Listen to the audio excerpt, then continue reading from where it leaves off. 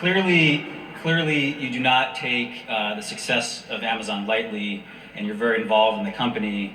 And one of the great things about the internet, many of your competitors are in this room tonight, and competition's a click away. There are probably people in garages across the country trying to start the next great internet company like you did. For sure. And so what does keep you up at night when you think about the continued success of Amazon? Well, first of all, I'm gifted with sleeping really well. So the particular metaphor doesn't work for me, but I know what you mean, which is what could go wrong and what are you worried about.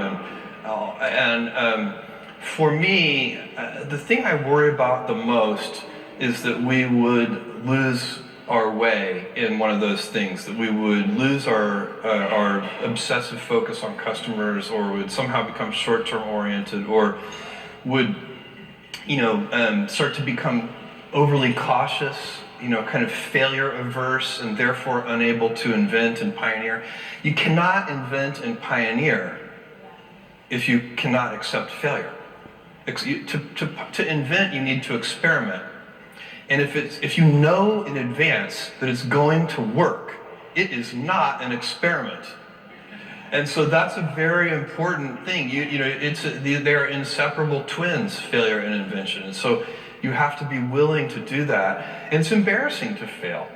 It's always embarrassing to fail. But you have to say, no, that's not how this works. If I said to you, you have a 10% chance with a particular decision, a 10% chance of a 100x return, you should take that bet every time. But you're still going to be wrong 9 out of 10 times, and it's going to feel bad 9 out of 10 times.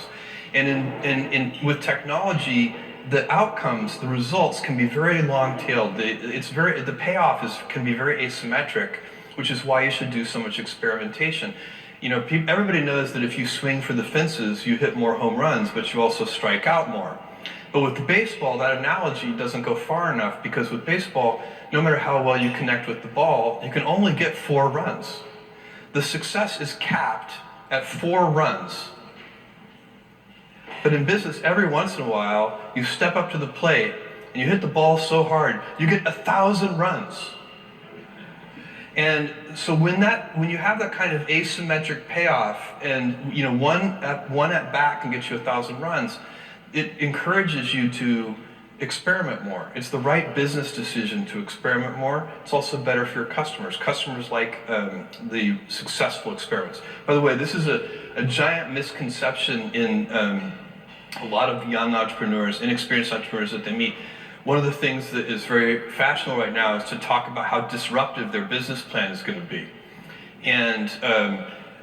But invention is not disruptive.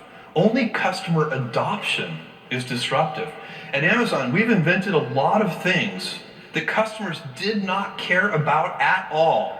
And believe me, they were not disruptive to anyone. So it's only when customers like the new way that anything becomes disruptive.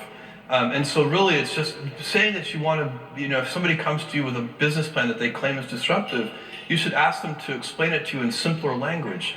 And the simpler language is, why are customers going to adopt this? Why are they going to like it? Why is it better than the traditional way?